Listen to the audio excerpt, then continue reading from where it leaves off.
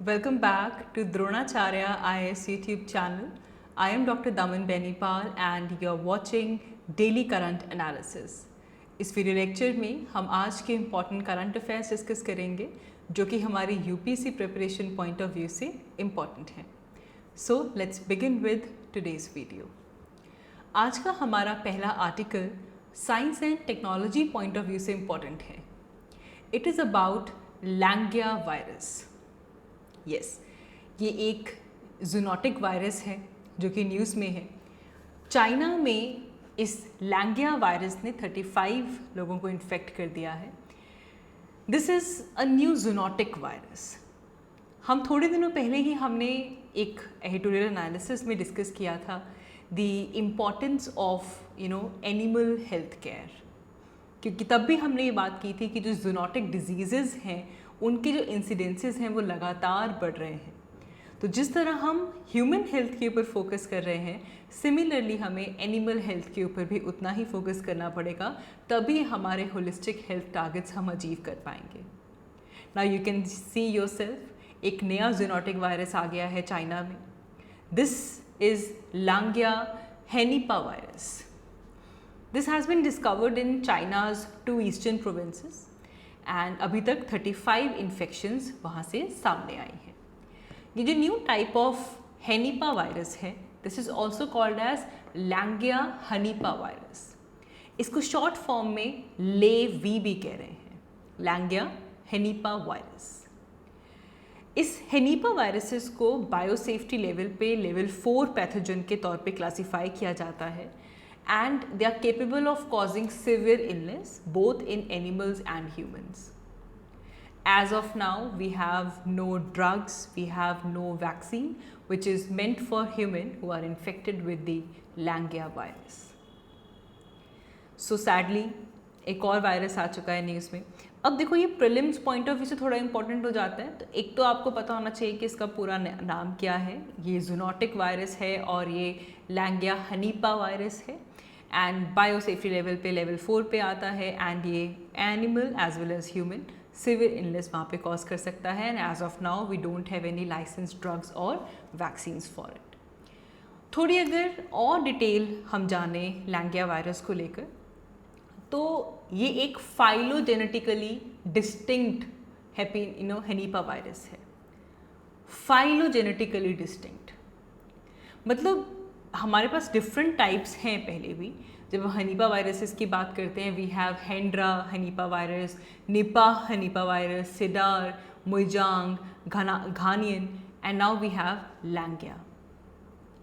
Now यहाँ पे हम अगर यूएस के CDC का डाटा लें तो जो सिडार वायरस है और जो घानियन बैट वायरस हैं और जो मोजियांग वायरसेस हैं, they are not known to cause human diseases. वो सिर्फ और सिर्फ अभी तक एनिमल हमारे पास केसेस ही आए हैं. लेकिन हेंड्रा और निपा वायरस ह्यूमन को भी इफेक्ट करते हैं. This can even cause fetal illness. लैंगिया की अगर हम बात करें तो meanwhile it only causes fever.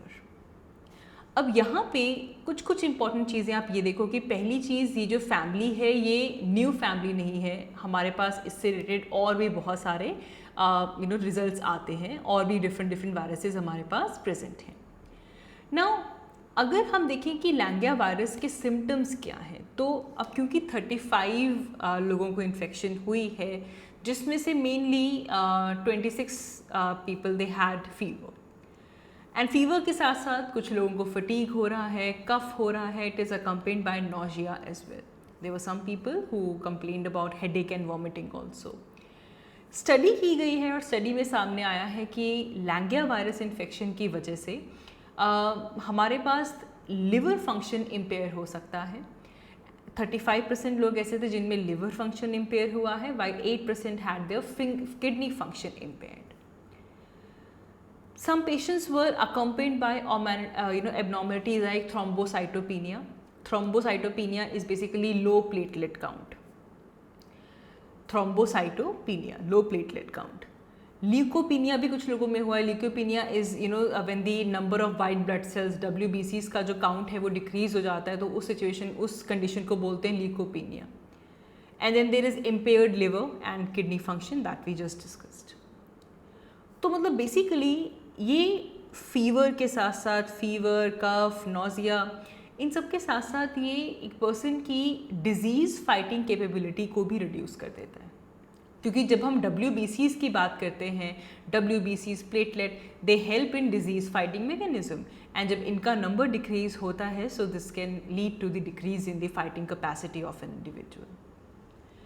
अब कहाँ से आया ये Langya virus? Where has this Langya virus come from? See, हम जितना भी लाइकलीहुड देखें तो वी नो कि ये जूनोटिक वायरस है। This virus has jumped from an animal to human. Short form में से लेवी बोलते हैं। This is an RNA virus, ठीक है जी।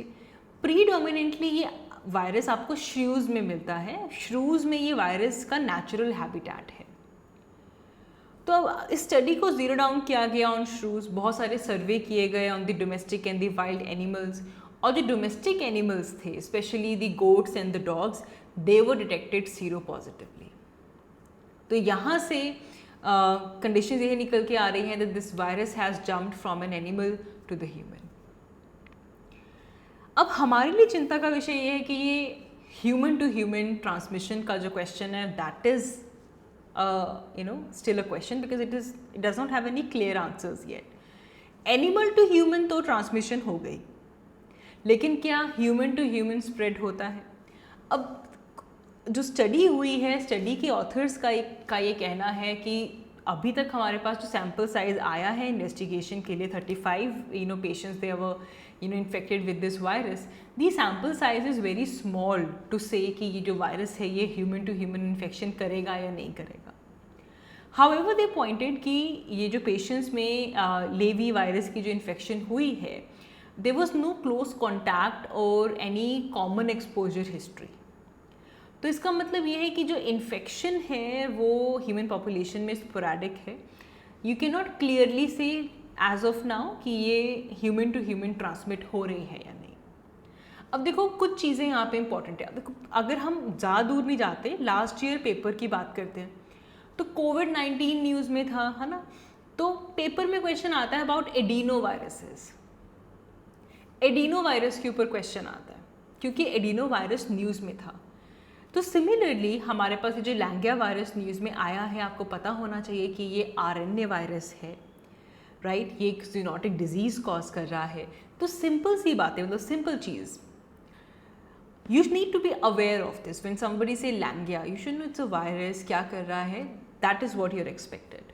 तो एडिनो वायरस के ऊपर अगर क्वेश्चन आ सकता है, एडिनो वायरस के सिम्टम के ऊपर अगर क्वेश्चन आ सकता है, तो आप लैंगुआ वायरस के ऊपर भी क्वेश्चन आ सकता है। So therefore this is something which is important for us, specially from prelims point of view. Moving ahead, हमारा जो नेक्स्ट आर्टिकल है ये GS paper 2 point of view से इम्पॉर्टेंट है। It is about smile 75 initiative. अब अक्सर ऐसे questions आ जाते हैं, व्हाट इज़ स्माइल 75 इनिशिएटिव। देखो ये ministry for social justice and empowerment, उनके अंडर ये इनिशिएटिव है और इसे recently minister for social justice and empowerment ने ही लॉन्च किया है। वी आर सेलिब्रेटिंग आज़ादी ka Amrit Mahotsav. We are in the spirit of this Azadi ka Amrit Mahotsav. इसके चलते ministry for social justice and empowerment which is under government of India, इन्होंने 75 म्यूनिसिपल कॉरपोरेशंस को identify किया जहाँ पे ये स्माइल 75 इनिशिएटिव को इम्प्लीमेंट किया जाएगा। द स्माइल 75 इनिशिएटिव, यहाँ पे जो स्माइल है it's an acronym. Smile stands for support for marginalised individuals for livelihood and enterprise. Support for marginalised individuals for livelihood and enterprise, smile 75 initiative. इसमें क्या किया गया? अब 75 किस चीज़ के लिए? 75 is basically for 75 municipal corporations, जहाँ पे इस इनिशिएटिव को इम्प्लीमेंट किया जाएगा, where they will be doing the rehabilitation of the persons who are engaged in the act of begging. जो लोग बेगिंग कर रहे हैं उनकी रिहैबिलिटेशन के लिए इन 75 म्यूनिसिपल कोऑपरेशंस में स्माइल 75 इनिशिएटिव इम्प्लीमेंट किया जाएगा। तो सबसे पहले तो यहीं से हमारे पास प्रीलिम्स से क्वेश्चंस बन जाते हैं। स्माइल 75 इनिशिएटिव का first of all what is SMILE? SMILE is support for marginalised individuals for livelihood and enterprise. 75 municipal corporations में इम्प्लीमेंट किया गया है। क्यों? It is done for rehabilitation of person who are engaged in begging and this is an initiative of Ministry of Social Justice and Empowerment. All of these are questions. Especially कौन सी ministry का ये programme है, किस चीज़ के लिए है, बहुत ही easy questions यहाँ से निकल के आ जाते हैं. You should not forget about it. Seeing the other details of it, तो हमारे पास Ministry of Social Justice ने Social Justice and Empowerment ने 75 म्यूनिसिपल कॉर्पोरेशंस देखी, उन्हें आइडेंटिफाई किया और बेगरी की फील्ड से एक्सपर्ट्स आए, एनजीओज़ जो एमिनेंट एनजीओज़ हैं, they will participate nation wide through an online and offline mode. इसमें वो सभी वेलफेयर मेजर्स इंक्लूड किए गए हैं जिससे वो लोग जो कि बेगिंग के एक्ट में एंगेज्ड हैं उनकी रिहैबिलिटेशन हो सके, उन्हें मेडिकल फैसिलिटीज़ प्रोवाइड की जा सके, उनकी काउंसलिंग हो, अवेयरनेस हो, उनकी एजुकेशन पे काम हो, skill development, economic linkages and जो भी वेलफेयर प्रोग्राम्स चल रहे हैं उन सब के साथ उनको जोड़ा जाए। There should be the convergence all over. तो वी कैन से कि जब हम सब कुछ देख रहे हैं, मेडिकल की बात कर रहे हैं, education, skill development, we want a holistic and overall welfare measures. इसे लेकर मिनिस्ट्री ने कुछ 100 करोड़ रुपीस का बजट भी एलोकेट किया है 2026 तक। तो इससे एक होलिस्टिक रिहैबिलिटेशन हो पाएगा। And we want an India where there is no person who is forced to beg in order to survive and fulfil their basic needs. So for that this is a great initiative. अब देखें smile 75 initiative क्यों important है। ऐसे ही एक initiative आया था स्वयं, paper में क्वेश्चन आ गया, आई थिंक 2015 और 16 if I am not wrong, वहाँ पे स्वयं इनिशिएटिव के ऊपर क्वेश्चन आ गया कि ये क्या है, इसका एम क्या है। तो स्वयं का एम था कि वो अफोर्डेबल और क्वालिटी एजुकेशन प्रोवाइड करना चाहता है to the citizens for free. तो ऐसा ही क्वेश्चन आपको स्माइल 75 इनिशिएटिव को देखकर भी मिल सकता है, किस मिनिस्ट्री का है, एम क्या है, तो इसीलिए याद रखेंगे। मूविंग अहेड, हमारा नेक्स्ट आर्टिकल इम्पॉर्टेंट है, it is related to GS paper 2। ये आर्टिकल की रेलेवेंस ज़्यादा मेंस पर्सपेक्टिव से है। Supreme Court is going to consider a plea which is seeking a lifetime ban on people who are convicted of the offences from contesting elections. Supreme court में एक ऐसी plea आई है जिसमें ये कहा गया है कि ऐसे लोग जिनके ऊपर those who are convicted for the offense, they should be banned, they should have a lifetime ban from contesting from an election. So it means कि ऐसा person जो एक बार convict हो चुका है for any offense, they cannot become the member of parliament, they cannot become the member of state legislative assemblies. इस plea को supreme court consider करने वाला है। So therefore we will discuss this issue. पहले थोड़ा बैकग्राउंड चेक करते हैं। अब सेंटर ने इस पूरे इशू को लेकर 2020 में एक एफिडेविट फाइल किया था सुप्रीम कोर्ट में, एंड दे सेड दैट कि जब हम रिप्रेजेंटेशन ऑफ पीपल्स एक्ट की बात करते हैं, रिप्रेजेंटेशन ऑफ पीपल्स एक्ट 1951, तो इस एक्ट के तहत जो डिसक्वालिफिकेशन होनी चाहिए for a person, it should be 6 years thereafter. मतलब एक बार अगर सेंटेंस पीरियड हो गया, उस सेंटेंस पीरियड के 6 years तक जो लेजिस्लेटर हैं उनको वो इलेक्शंस नहीं लड़ सकते। So according to the Representation of People's Act, the disqualification for the period of prison sentence and 6 years is enough. इस एफिडेविट में मिनिस्ट्री ने ये जो लाइफ टाइम बैन का जो आइडिया था इसे रिजेक्ट कर दिया था कि एक बार जो कन्विक्टेड पर्सन है वो इलेक्शंस कंटेस्ट नहीं कर सकते और they can not become an office bearer of a political party. इसके ऊपर जो लाइफ टाइम बैन का जो आइडिया था that was rejected by the government. जो रीजनिंग इसे लेकर मिनिस्ट्री ने थी वो ये थी कि जब हम एमपीज और एमएलएज की बात करते हैं कोई सर्विस कंडीशंस के साथ वो बाउंड नहीं है। There are no service specific conditions जो कि फुलफिल होनी चाहिए। The MPs and MLAs are bound by their oath to serve the citizen in the country, जो ओथ वो उठाते हैं। So they are bound by the propriety, good conscience, interest of the nation, and there is no service conditions as such कि अगर एक बार कोई convict हो चुका है तो वो लाइफ टाइम उनके ऊपर बैन लग जाएगा। लेकिन इस सेंटर के स्टैंड को इलेक्शन कमीशन ऑफ इंडिया ने कॉन्ट्राडिक्ट किया था।